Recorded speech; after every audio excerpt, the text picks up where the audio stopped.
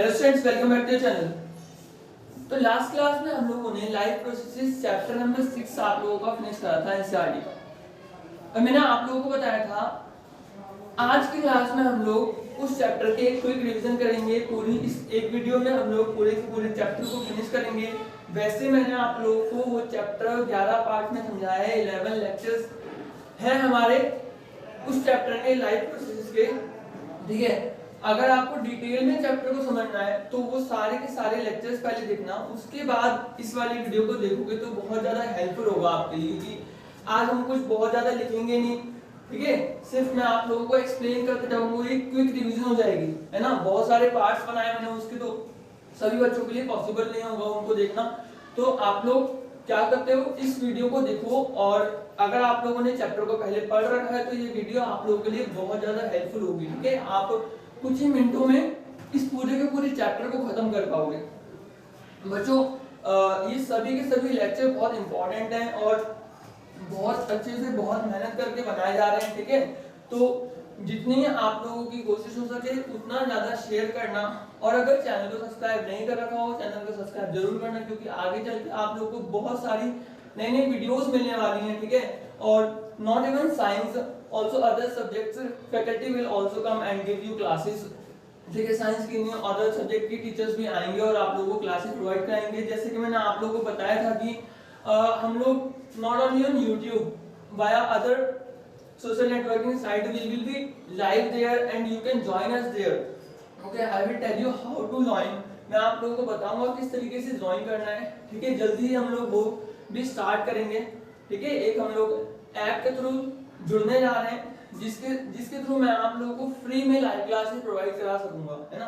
तो आप लोग वहां भी आइएगा, और आप लोग बहुत अच्छा रिस्पांस कर रहे हो, थैंक यू बच्चों। सभी को एम तो पता ही है ना, सभी का एम पता है सबको, है ना। एम क्या है, हर उस गरीब बच्चे तक हमको पहुंचना है जिसके पास लाखों रुपए अफोर्ड कर नहीं सकता वो। ठीक है, जो लाखों रुपए अफोर्ड नहीं कर सकता फी को देने के लिए, हम लोग उसको लाइव पढ़ाएंगे, आप लोगों को भी लाइव पढ़ाने जाएंगे कुछ दिनों में। बस हम लोग कोलैबोरेशन कर रहे हैं ऐप्स के साथ में। ठीक है, जैसे ही हो जाता है मैं आप लोगों को इन्फॉर्म कर दूंगा, आप लोगों को बता दूंगा किस तरह से आप लोग हमें ज्वाइन कर सकते हो। और बच्चों वेरी गुड, आप लोग बहुत अच्छा कर रहे हो, है ना। चलो तो फिर स्टार्ट करते हैं आज की क्लास को। देखो, चैप्टर नंबर 6 है आपका लाइफ प्रोसेसेस। ठीक है, जैसे कि मैंने आपको बता रखा है, फिर से आज हमारी क्या है, इंट्रोडक्शन क्लास है। तो आज लिखना कुछ नहीं है, बस बातें करना है आपको मुझसे, है ना। मैं आप लोगों से बातें करूंगा, मैं कुछ बताऊंगा, आप लोग सुनो, उसको रिवीजन होगी आप लोगों को, जिससे कि आपके ब्रेन में पूरा का पूरा चैप्टर फिट हो जाएगा। ठीक है, देखो लाइफ प्रोसेसेस क्या होते हैं, वो सभी के सभी प्रोसेसेस जो हमें जिंदा रहने में मदद करते हैं। All those processes which help us to live alive are called life processes. तो वो सभी के सभी प्रोसेसेस जो हमें जिंदा रहने में मदद करते हैं उनको क्या बोलते हैं, हम लोग लाइफ प्रोसेसेस बोलते हैं। ठीक है, तो मैंने बताया था कौन कौन सी लाइफ प्रोसेसेस होती हैं। सबसे पहले हम लोगों को क्या करना है, न्यूट्रिशन। ठीक है, जब तक खाना नहीं खाओगे एनर्जी कैसे मिलेगी, उसके फूड के कंपोनेंट को यूज कैसे करोगे, ग्रोथ कैसे होगी, ठीक है, कुछ काम नहीं कर पाओगे। चलो ठीक है, न्यूट्रिशन हुआ। न्यूट्रिशन के बाद क्या करा था हम लोगों ने, रेस्पिरेशन। ठीक है, रेस्पिरेशन समझाऊंगा फिर से एक बार क्या होता है। फिर हम लोगों ने क्या करा था, फिर हम लोगों ने करा था ट्रांसपोर्टेशन, और फिर लास्ट में हम लोगों ने पढ़ा था एक्सक्रीशन। ठीक है, ये चारों के चारों लाइफ प्रोसेसेस मैंने आपको बहुत ज्यादा डिटेल में समझा रखी हैं। अगर आप लोगों ने वो वीडियोस नहीं देखी तो आप डिस्क्रिप्शन में जाइए, आपको लिंक मिलेगा वीडियोस का। ठीक है, और आज हम लोग क्या कर रहे हैं, क्विक रिवीजन कर रहे हैं चैप्टर की। देखो, nutrition is the process in which an organism obtain its food and utilises it's component. तो न्यूट्रिशन क्या होती है, एक ऐसी प्रोसेस होती है जिसमें ऑर्गेनिज्म अपने फूड को ऑब्टेन करता है और इसके कंपोनेंट को यूटिलाइज करता है। वो कैसे करता है बताएंगे। ठीक है, रेस्पिरेशन क्या होता है, रेस्पिरेशन में जनरली ग्लूकोज का ब्रेकडाउन होता है। क्या होता है, ग्लूकोज का ब्रेकडाउन होता है। Glucose breaks down to release energy, the process in which glucose break down to release energy. ठीक है, अब वो कैसे ब्रेक डाउन करेगा, उसके भी अलग अलग तरीके होते हैं। फिर ट्रांसपोर्टेशन में क्या होगा, different organ of the body तक किस तरीके से मटेरियल का, डाइजेस्टिव मटेरियल का, ठीक है, ट्रांसपोर्टेशन होगा। ठीक है, और फिर एक्सक्रीशन में क्या बताया था, किस तरीके से मेटाबॉलिक वेस्ट को हम अपनी बॉडी से एक्सक्रीट आउट करेंगे, है ना। ये सभी की सभी प्रोसेसेस को हमको पढ़ना था। देखो, सबसे पहले अगर हम न्यूट्रिशन की बात करें ठीक है। तो पता ही है आप लोगों को कितने मोड ऑफ न्यूट्रिशन होते हैं, 2। एक तो ऑटोट्रॉफिक होता है और एक हेटेरोट्रॉफिक। एक तो ऑटोट्रॉफिक मोड ऑफ न्यूट्रिशन होता है और एक क्या होता है, heterotrophic mode of nutrition. Auto means self, तो ऑर्गेनिज्म अपना फूड खुद सिंथेसाइज करेगा, ठीक है, ऑटोट्रॉफिक मोड ऑफ न्यूट्रिशन में। हेटेरोट्रॉफिक मोड ऑफ न्यूट्रिशन में क्या करेगा, ऑर्गेनिज्म को अपने फूड के लिए दूसरे ऑर्गेनिज्म के ऊपर डिपेंड रहना पड़ता है ना। ऑर्गेनिज्म को अपने फूड के लिए क्या करना पड़ता है, दूसरे ऑर्गेनिज्म के ऊपर डिपेंड रहना पड़ता है, ठीक है, आइदर प्लांट और अदर एनिमल, है ना। तो मैंने आप लोगों को बताया था ऑटोट्रॉफिक मोड ऑफ न्यूट्रिशन कुछ बैक्टीरिया के अंदर में होता है और प्लांट्स के अंदर में होता है, ठीक है। तो प्लांट्स के अंदर में क्या होता है, एक प्रोसेस होती है, प्लांट के अंदर में एक प्रोसेस होती है जिसको हम लोग क्या बोलते हैं, फोटोसिंथेसिस, ठीक है। फोटोसिंथेसिस क्या होता है, एक ऐसी प्रोसेस होती है जिसमें ऑर्गेनिज्म अपना फूड खुद सिंथेसाइज करता है सनलाइट का यूज करके, ठीक है, using sunlight. The process in which organism synthesize its food using inorganic substances in the presence of sunlight, it is called photosynthesis, है ना। देखो क्या होता है, during the process of photosynthesis 6 molecule of carbon dioxide, 6 molecule of water in the presence of sunlight in chlorophyll, ठीक है। Sunlight के presence में क्लोरोफिल के अंदर किसकी फॉर्मेशन करेंगे, ग्लूकोज की फॉर्मेशन करेंगे और 6 मॉलिक्यूल ऑफ ऑक्सीजन की, ठीक है। This is the process of photosynthesis. Now what are the events in photosynthesis, ये क्या है, फोटोसिंथेसिस की एक प्रोसेस है जिसमें क्या क्या इवेंट होंगे। तो सबसे पहले क्या होगा, एब्जॉर्प्शन होगा वाटर का और कार्बन डाइऑक्साइड गैस का, ठीक है, ओके। उसके बाद क्या होगा, उसके बाद जो क्लोरोफिल होता है, जो प्लांट की लीव्स होती हैं उनके अंदर क्या होता है, क्लोरोफिल एक ग्रीन कलर का पिगमेंट होता है, ठीक है। इसका क्या काम होता है, इसका काम होता है सनलाइट को ट्रैप करने का। सनलाइट को ट्रैप करके इसकी फोटो एनर्जी को केमिकल एनर्जी में कन्वर्ट करता है, जो कि वाटर के ब्रेकडाउन के लिए रिस्पॉन्सिबल होती है, ठीक है। थर्ड स्टेप में क्या होगा, वाटर का ब्रेकडाउन होगा। वाटर ब्रेकडाउन होगा तो यहां से क्या होगा, ऑक्सीजन रिलीज हो जाएगा, ठीक है। वाटर ब्रेकडाउन क्या होगा तो ऑक्सीजन क्या होगा, रिलीज आउट हो जाएगा, ठीक है। सो ये जो प्लांट हमको ऑक्सीजन प्रोवाइड कराते हैं वो कैसे हो पाता है, वाटर के मॉलिक्यूल के टूटने की वजह से। और ये वाटर का मॉलिक्यूल किसकी वजह से टूटता है, टूटता है सनलाइट की वजह से, ठीक है। सनलाइट की फोटो एनर्जी को, है ना, किस एनर्जी में कन्वर्ट किया जाता है, केमिकल एनर्जी में कन्वर्ट किया जाता है, किसके द्वारा, क्लोरोफिल के द्वारा, ठीक है। अब देखो, अब यहां से जो हाइड्रोजन मिलता है, ये हाइड्रोजन क्या करेगा, कार्बन डाइऑक्साइड को रिड्यूस करेगा और कार्बोहाइड्रेट की फॉर्मेशन होगी। वो कार्बोहाइड्रेट क्या है, हमारा ग्लूकोज है। नाउ व्हाट आर कार्बोहाइड्रेट्स, देखो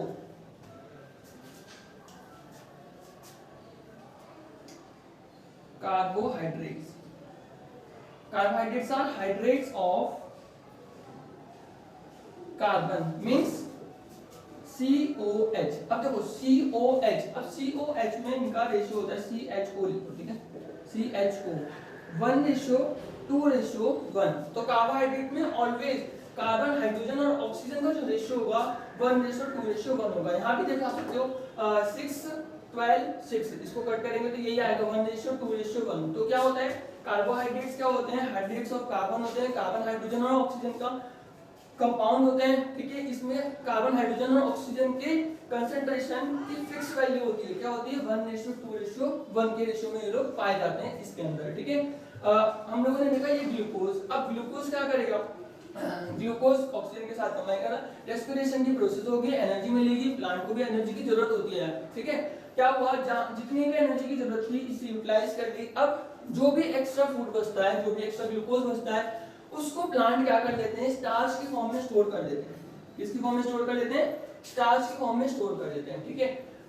ये तो हुआ हमारा फोटोसिंथेसिस। देखो क्या होता है, फोटोसिंथेसिस की प्रोसेस के दौरान इन्वॉल्वमेंट होती है तो क्लोरोफिल की। क्लोरोफिल ग्रीन कलर का पिगमेंट होता है जो कि सनलाइट को ट्रैप करेगा। इसके अलावा यहाँ पर हमारे जो सरफेस होते हैं लीफ के, उनके पास क्या होता है, स्टोमेटा होते हैं। क्या होते हैं, stomata. Stomata are the tiny openings और tiny pores present on the surface of the leaf, ठीक है। तो स्टोमेटा क्या होते हैं, लीफ के सरफेस पे पाए जाने वाले टाइनी पोर्स होते हैं, ठीक है। ये गैसेस एक्सचेंज में हेल्पफुल होते हैं और stomata are guarded by guard cell. Stomata जो होते हैं वो गार्ड सेल के द्वारा गार्ड करे जाते हैं, ठीक है। फिर उसके बाद हम लोगों ने पढ़ा था हेटेरोट्रॉफिक मोड ऑफ न्यूट्रिशन। देखो फिर हम लोग पढ़ रहे थे क्या, हेटेरोट्रॉफिक मोड ऑफ न्यूट्रिशन। अब हेटेरोट्रॉफिक मोड ऑफ न्यूट्रिशन भी मैंने आपको बताया कि 3 तरीके के होते हैं, होलोजोइक होता है, पैरासिटिक होता है, ठीक है, और सैप्रोफाइटिक होता है। हेटेरोट्रॉफिक मोड ऑफ न्यूट्रिशन क्या होते हैं, हेटेरोट्रॉफिक मोड ऑफ न्यूट्रिशन, है ना, ये कितने तरीके होते हैं, 3 तरीके, होलोजोइक, सैप्रोफाइटिक, ठीक है, और last one is what, parasitic, ठीक है, लास्ट वन इज पैरासिटिक। देखो क्या होता है, हेटेरोट्रॉफिक मोड ऑफ न्यूट्रिशन 3 तरह के होते हैं, होलोजोइक होता है, सैप्रोफाइटिक होता है और पैरासिटिक होता है। हेटेरोट्रॉफिक मोड ऑफ न्यूट्रिशन क्या होता है, एक ऑर्गेनिज्म दूसरे ऑर्गेनिज्म के ऊपर डिपेंड करता है अपने फूड को लिए, अपने न्यूट्रिशन के लिए। होलोजोइक में क्या होता है, ऑर्गेनिज्म कॉम्प्लेक्स फूड को अपनी बॉडी के अंदर लेके जाएगा and by the process of digestion वो उसको क्या करेगा, सिंपल एब्सॉर्बेबल फॉर्म में कन्वर्ट करेगा। नेक्स्ट सैप्रोफाइटिक में क्या होता है, डेड और डिकेइंग ऑर्गेनिज्म को खाता है ऑर्गेनिज्म, ठीक है। और पैरासिटिक में क्या होता है, ऑर्गेनिज्म दूसरा ऑर्गेनिज्म की बॉडी के अंदर या उसके ऊपर रहकर उसके न्यूट्रिशन को सक कर लेता है, उसके न्यूट्रिएंट्स को क्या कर लेता है, सक कर लेता है, ठीक है। अगर बॉडी के अंदर है तो एंडोपैरासाइट, अगर बॉडी के बाहर है तो वो एक्टोपैरासाइट होता है। फिर हम लोगों ने पढ़ा था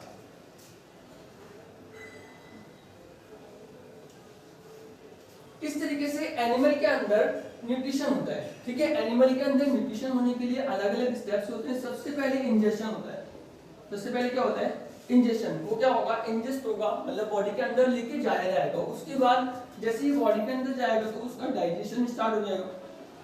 डाइजेशन के बाद क्या होगा, आपका एब्जॉर्प्शन, एब्जॉर्प्शन के बाद वो ट्रांसपोर्ट होगा और ट्रांसपोर्ट के बाद वो होगा एसिमिलेट, एसिमिलेशन के बाद जो भी आपका अनडाइजेस्टिव वेस्ट मटेरियल बचेगा वो क्या हो जाएगा, आपका एक्सक्रीट आउट हो जाएगा, ठीक है, एक्सक्रीशन हो जाएगा, ठीक है। समझ में आया, ये सब कुछ प्रोसेसेस होती है, सब कुछ स्टेप्स होते हैं। अगर एनिमल के अंदर डाइजेशन की प्रोसेस की बात करें, न्यूट्रिशन की प्रोसेस की बात करें तो, ठीक है। तो अमीबा तो नहीं बता रहा मैं, हम लोग ह्यूमन की बात करेंगे क्योंकि अमीबा सबने पढ़ा हुआ है यार, एक यूनिसेलुलर ऑर्गेनिज्म होता है, ठीक है। वो क्या करेगा, कैसी भी शेप ले सकता है, एक ही सिंगल सेल होती है, उसकी कोई फिक्स शेप नहीं होती। तो जैसे वो अपने फूड पार्टिकल को देखता है तो एंगल्फ कर लेता है, सूडोपोडिया बनाता है, सूडोपोडिया के बाद उसको फूड वैक्यूल के अंदर लेके जाएगा, फूड वैक्यूल से अपने सेल बॉडी के अंदर, फिर उसको डाइजेस्ट कर लेगा। अब अगर हम ह्यूमन के अंदर डाइजेशन की बात करें, ठीक है, ह्यूमन के अंदर डाइजेशन की बात करें तो सबसे पहला बात पता होनी चाहिए आप लोगों की, ह्यूमंस है ना कैसे होलोजोइक एनिमल्स हैं। ह्यूमंस कैसे हैं, होलोजोइक एनिमल्स हैं, ठीक है, जो कि कॉम्प्लेक्स फूड को अपने बॉडी के अंदर इंजेस्ट करते हैं and by the process of digestion they convert it's nutrients into simple absorbable form. तो ये डाइजेशन की प्रोसेस के दौरान अपनी फूड के कंपोनेंट को सिंपल एब्जॉर्बेबल फॉर्म में कन्वर्ट करते हैं, ठीक है। अब देखो क्या हुआ, सबसे पहले डाइजेशन कहाँ पे स्टार्ट होता है, आपका माउथ के अंदर होता है, ठीक है। सबसे पहले डाइजेशन कहाँ पे होता है, माउथ के अंदर। बच्चों मैं आप लोगों को फिर बता रहा हूँ, अभी बस हम लोग क्विक रिवीजन कर रहे हैं, ठीक है। और डिटेल में मैंने आप लोगों को सभी प्रीवियस लेक्चर्स में समझा रखा है, आप लोग जाके पहले उन्हें देखोगे या आपने एनसीईआरटी पहले पढ़ रखी है, चैप्टर को पढ़ रखा है, तो ये वीडियो आप लोगों के लिए बहुत ज्यादा हेल्पफुल होगी, ठीक है। देखो माउथ के अंदर क्या होता है, माउथ के अंदर हमारे टीथ होते हैं, ठीक है। टीथ जो होते हैं वो मैकेनिकल डाइजेशन करते हैं, मैकेनिकली फूड को ब्रेक डाउन करते हैं, ठीक है। टीथ क्या करते हैं, मैकेनिकली फूड को ब्रेक डाउन करते हैं। Now what are the different type of teeth, there are 4 different type of teeth, premolar, molar, incisor and canine, है ना। इंसीजर होता है, कैनाइन होता है, प्रीमोलर होता है और मोलर होता है, ठीक है। इंसीजर, कैनाइन, प्रीमोलर और मोलर, है ना, 4 टाइप के टीथ होते हैं। अब इंसीजर जो होते हैं कटिंग टीथ होते हैं, कैनाइन जो होते हैं टीयरिंग टीथ होते हैं, प्रीमोलर और मोलर जो होते हैं वो च्यूइंग टीथ होते हैं, ठीक है। इसके अलावा हमारे माउथ के अंदर में क्या होती है, सलाइवरी ग्लैंड होती है। सलाइवरी ग्लैंड क्या करती है, सलाइवा को सिक्रीट करती है। Salivary gland secretes saliva. What is the function of saliva? Saliva makes the food soft, easy to swallow. Also, it kills the bacteria present in the food and it contains an enzyme called salivary amylase. Important है। देखो मैंने आपको बताया था plant जो होते हैं अपने फूड को स्टार्च के फॉर्म में स्टोर करके रखते हैं, ठीक है। तो सबसे पहले डाइजेशन कहाँ पे होता है, हमारे माउथ के अंदर होता है स्टार्च। कौन करता है, सलाइवरी अमाइलेज, ठीक है। सलाइवरी अमाइलेज एक एंजाइम है जो क्या करेगा, स्टार्च के डाइजेशन में हेल्पफुल होगा, है ना। ना व्हाट आर एंजाइम्स, मैंने आप लोगों को बताया था एंजाइम्स क्या होते हैं, बायोकैटलिस्ट होते हैं ना। व्हाट आर बायोकैटलिस्ट, कैटलिस्ट देखो पहले, कैटलिस्ट केमिस्ट्री के एक टर्म है, ठीक है। कैटलिस्ट क्या होते हैं, ऐसे केमिकल सब्सटेंसेस होते हैं जो किसी भी केमिकल रिएक्शन के रेट को उसमें पार्टिसिपेट करे बगैर बढ़ा देते हैं, ठीक है। सपोज आप मॉर्निंग वॉक पे जा रहे हो, ठीक है, भागने का बिल्कुल मन नहीं कर रहा, लेकिन अचानक से कुत्ते पीछे पड़ जाएंगे तो फटाफट से आप बहुत तेज भागोगे। कुत्तों ने आपको टच भी नहीं करा, फिर भी आप क्या करें, भागने की रेट आपकी क्या हो गई, तेज हो गई। तो एंजाइम्स क्या है, कुत्ते हैं, ठीक है। किसी भी केमिकल रिएक्शन की रेट को बढ़ा देंगे, है ना। मतलब डाइजेशन की प्रोसेस की रेट जो होती है उसको एनहेंस करने का काम करते हैं एंजाइम्स, ठीक है। अब salivary amylase is one of the enzyme which helps in the digestion of starch. Now food जो हमारे माउथ के अंदर टंग भी होती है, टंग के अंदर टेस्ट बर्ड होते हैं, टेस्ट बर्ड हमको सार, बिटर, सॉल्टी ये फील कराते हैं, ठीक है, स्वीट भी। और इसके अलावा ये मिक्स करती है सलाइवा को फूड के साथ में और फूड को अपने इसोफेगस के अंदर, मतलब फूड पाइप के अंदर भेजने के लिए हेल्पफुल होती है, ठीक है। अब फूड कहाँ पे जाएगा, आपके फूड पाइप के अंदर। फूड कहाँ पे जाएगा, फूड पाइप के अंदर। फूड पाइप के अंदर कोई भी डाइजेशन नहीं होता, फूड पाइप के अंदर कोई भी डाइजेशन नहीं होता। यहाँ पर एक मूवमेंट होती है, पेरिस्टाल्टिक मूवमेंट बोलते हैं उसको। पेरिस्टाल्टिक मूवमेंट क्या होती है, continuous contraction and relaxation of food pipe, ठीक है। फूड पाइप कॉन्टिन्यूअसली कॉन्ट्रैक्ट होगा और रिलैक्स होगा, जिसकी वजह से यूनिडायरेक्शनल मूवमेंट होती है आपके फूड की, ठीक है, एक ही डायरेक्शन में टुवर्ड द स्टमक। फूड कहाँ पे जाएगा, आपके स्टमक के अंदर जाएगा, ठीक है।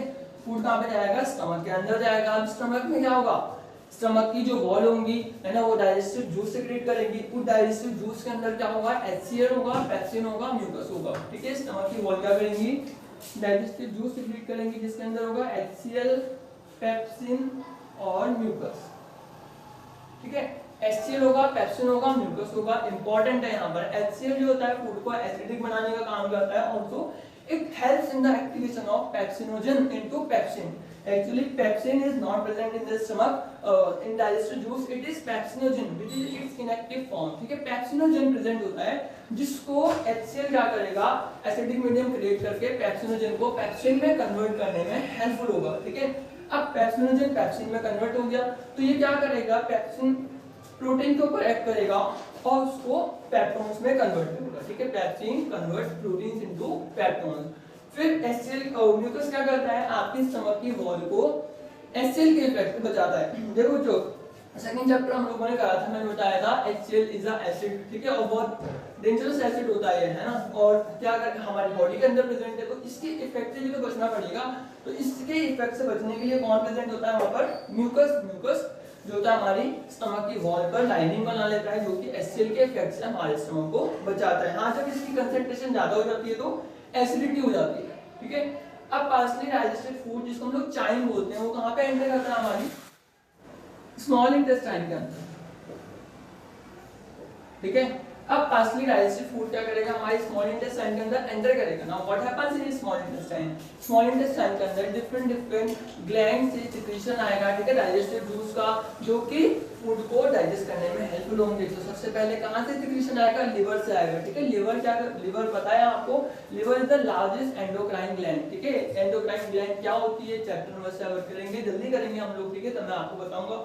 लिवर क्या होते हैं, लार्जेस्ट एंडोक्राइन ग्लैंड होती है और ये बाइल जूस सिक्रीट करती है, ठीक है। बाइल जूस जो होता है वो गॉल ब्लैडर में जाकर स्टोर होता है, गॉल ब्लैडर से बाइल डक्ट के थ्रू, ठीक है, अकॉर्डिंग टू रिक्वायरमेंट एंटर करता है आपकी स्मॉल इंटेस्टाइन के अंदर। यहाँ पर फूड को न्यूट्रलाइज करने का काम करता है, being basic in nature it neutralises the food, ठीक है। Also it helps in the process of emulsification. Now what is emulsification, emulsification क्या होता है, एक ऐसी प्रोसेस होती है जिसमें लार्ज ग्लोब्यूल ऑफ फैट को स्मॉल ग्लोब्यूल्स ऑफ फैट में कन्वर्ट करा जाता है, ठीक है। इसको हम लोग क्या बोलते हैं, इमल्सिफिकेशन बोलते हैं।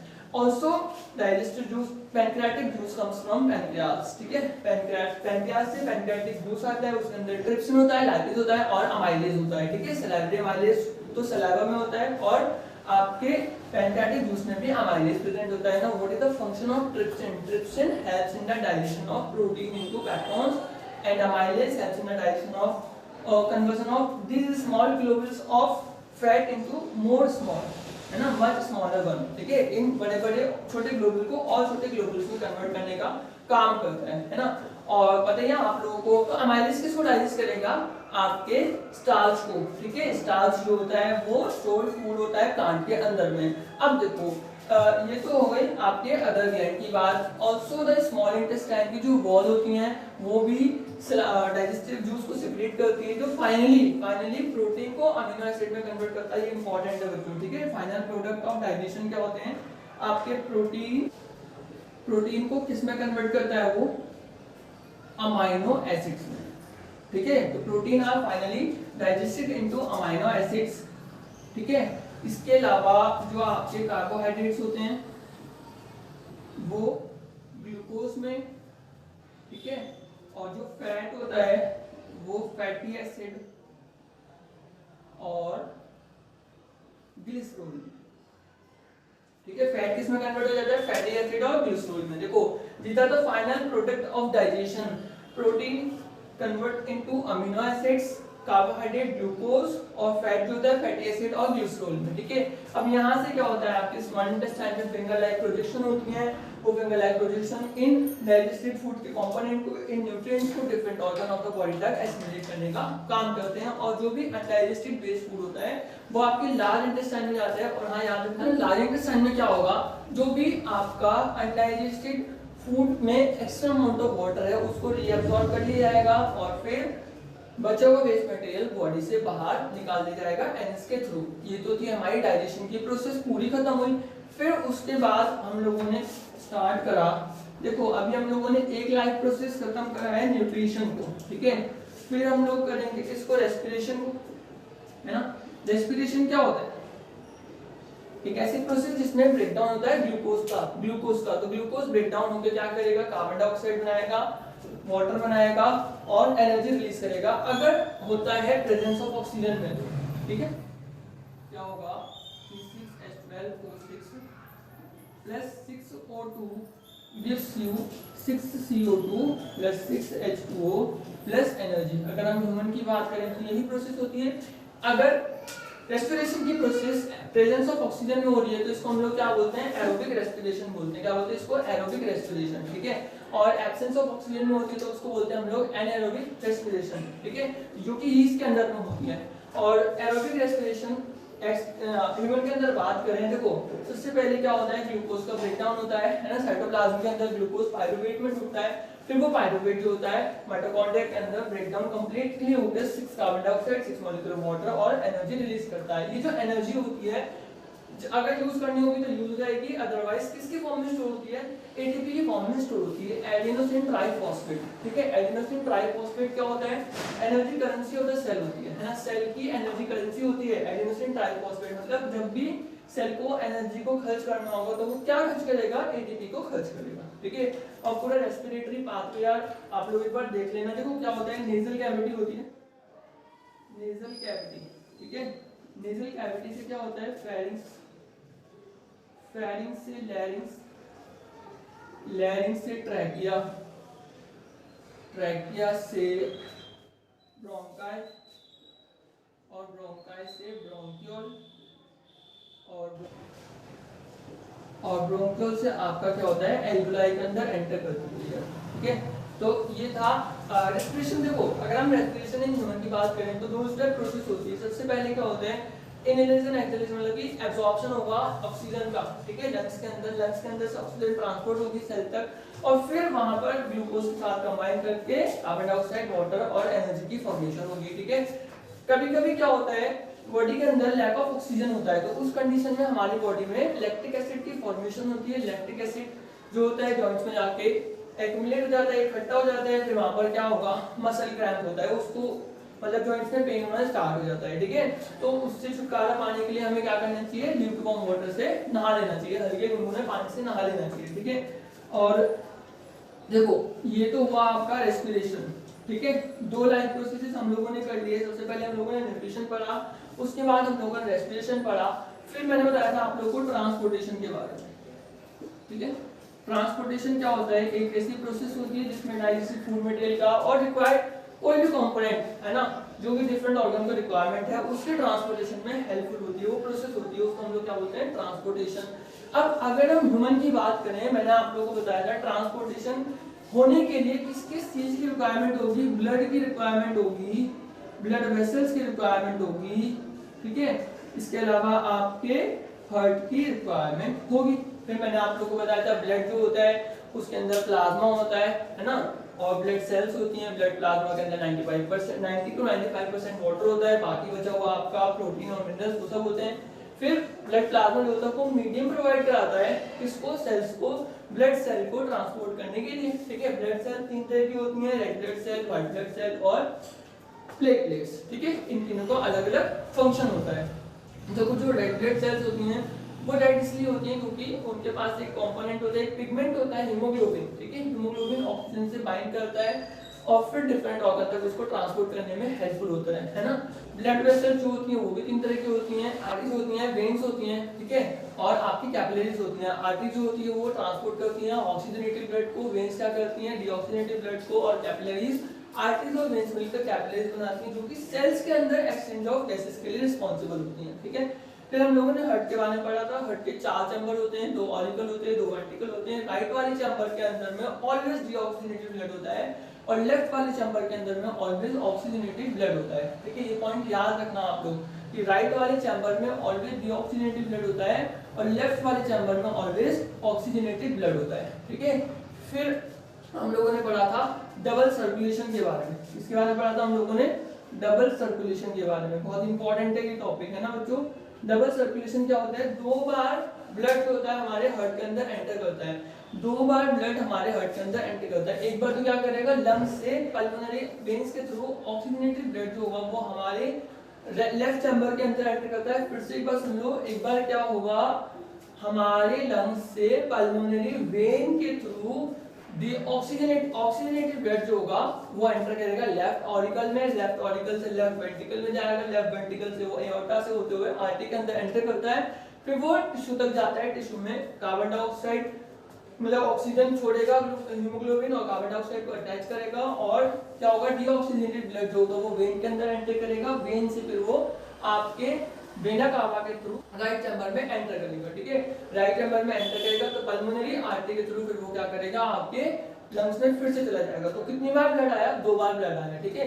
इसलिए इसको क्या बोलते हैं हम लोग, डबल सर्कुलेशन बोलते हैं। ये तो थी ह्यूमन की बात। अगर हम प्लांट की बात करें तो प्लांट में भी जो टिश्यू रिस्पांसिबल होते हैं इसको करने के लिए, जाइलम और फ्लोएम, किसको करने के लिए, ट्रांसपोर्टेशन को करने के लिए, ठीक है।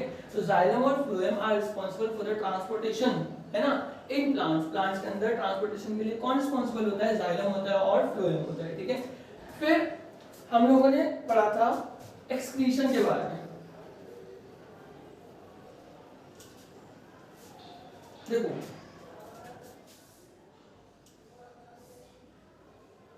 एक्सक्रीशन क्या होता है, एक्सक्रीशन एक ऐसी प्रोसेस होती है जिसमें एक ऐसी बायोलॉजिकल प्रोसेस होती है जिसमें मेटाबॉलिक वेस्ट को बॉडी से बाहर निकाला जाता है ना। Why it is called biological process, because it happens in living organism, ठीक है। ये लिविंग ऑर्गेनिज्म के अंदर होती है इसलिए इसको बायोलॉजिकल प्रोसेस बोलते हैं। तो एक ऐसी बायोलॉजिकल प्रोसेस होती है जो कि जिसमें इन्वॉल्वमेंट होती है removal of the metabolic waste को, मतलब हमारी बॉडी के अंदर कोई भी केमिकल रिएक्शन हुई उसके बाद जो भी वेस्ट बना उसको रिमूव करने की जो प्रोसेस होती है उसको क्या बोलते हैं हम लोग, एक्सक्रीशन बोलते हैं।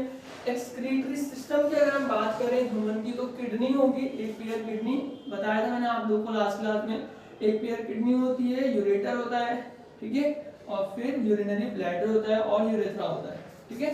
एक बार देखना आप लोग उन वीडियोस को जरूर, है ना। ये तो हमारी क्विक रिवीजन है, शॉर्ट रिवीजन है चैप्टर की, मैं आप लोगों को कुछ नहीं दिखवा रहा हूँ उसमें, है ना, लेकिन आप लोगों को मैंने बहुत अच्छे से नोट्स बनवा रखे हैं उसमें, और हमारी टीम, मैंने आप लोगों को पहले ही बता रखा है कि नोट्स बनाने का काम कर रही है। लगे हुए हैं सब लोग, आप लोग भी लगो, ठीक है। जितना मैक्सिमम शेयर कर सकते हो शेयर करो वीडियो को, ठीक है। जितनी मेहनत आप लोग करोगे हम लोग भी आप लोगों को उतना अच्छा कंटेंट देने की कोशिश करेंगे, ठीक है। और पढ़ना जरूर, ठीक है बच्चों, पढ़ना मत भूल जाना, है ना। आप लोगों के 10th बोर्ड है, आप लोग बोर्ड अच्छे से प्रिपेयर करो। हमारा भी एम है, आपका भी एम है, इस बार 90+ स्कोर करना है हमको, ठीक है। और मैंने आप लोगों को पहले बताया है, अगर आप लोग हमारे साथ जुड़े रहोगे तो ये स्कोर अचीव करना बहुत बड़ी बात नहीं है, ठीक है। जितना यहाँ से पढ़ाया जाएगा बस उसके ऊपर फोकस करते रहो, ठीक है। अभी देखो एक्सक्रीटरी सिस्टम की अगर बात करें, kidney, ureter, urethra, urinary bladder, फिर यूरेथ्रा।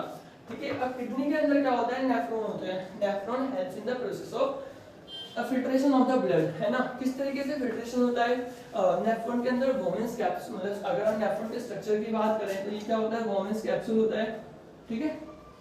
और वोमेन्स कैप्सूल के अंदर क्या होता है आपका ग्लोमेरुलस, है ना, ब्लड कैपिलरीज का एक गुच्छा बना होता है, फिर आपका ट्यूबुलर पोर्शन होता है। बच्चों ये डायग्राम थोड़ा सा खतरनाक, इसको प्रॉक्सिमल कन्वर्टेड ट्यूब्यूल बोलते हैं। फिर प्रॉक्सिमल कन्वर्टेड ट्यूब्यूल जो होता है वो लूप ऑफ हेनले से जॉइन होता है, ठीक है, ऐसे करके थोड़ा सा पतला, है ना। फिर ये लूप ऑफ हेनले क्या होगा, डिस्टल कन्वर्टेड ट्यूब्यूल से अटैच होगा। डिस्टल कन्वर्टेड ट्यूब्यूल क्या करेगा, फाइनली अटैच होगा आपके कलेक्टिंग डक्ट के साथ में, ठीक है। कलेक्टिंग डक्ट सारी एक दूसरे से जुड़ी होती हैं और फिर वो कहाँ ओपन होती हैं, यूरेटर के अंदर ओपन होती हैं, ठीक है। यूरेटर, यूरिनरी ब्लैडर से यूरेथ्रा, ठीक है। और मेन जो एक्सक्रीटरी प्रोडक्ट होता है, मेन जो एक्सक्रीटरी वेस्ट होता है वो नाइट्रोजनस वेस्ट होता है हमारी बॉडी के अंदर, ठीक है। बच्चों हम लोगों ने चैप्टर एक बार फिर से खत्म कर दिया, और आप लोगों को अगर कोई भी डाउट हो थोड़ा सा भी, ठीक है, तो आप लोग क्या करोगे, कमेंट सेक्शन में पूछोगे, मैं आपको श्योरली आंसर दूंगा तभी के तभी, ऑन द स्पॉट। ये मत सोचना कि हम लोग यूट्यूब के थ्रू जुड़ रहे हैं तो आप मुझसे डाउट्स नहीं पूछ सकते, ठीक है। आप मुझसे डाउट पूछ सकते हो, जैसे ही आपका डाउट आएगा तुरंत आंसर मिलेगा आपको, ठीक है। सारी की सारी टीम बैठी हुई है, सब आप लोगों के लिए हैं हम लोग, ठीक है। और बच्चों अगर वीडियो पसंद आ रही है आप लोगों को तो लाइक करो, शेयर करो और चैनल को सब्सक्राइब करना मत भूलना, क्योंकि अगर चैनल को सब्सक्राइब नहीं करा आप लोगों ने तो कैसे आप लोगों को नोटिफिकेशन मिलेगी अदर वीडियोस के लिए, ठीक है। तो ऐसे ही हम लोग आप लोगों के लिए वीडियो प्रोवाइड कराते रहेंगे। All the best, okay bye.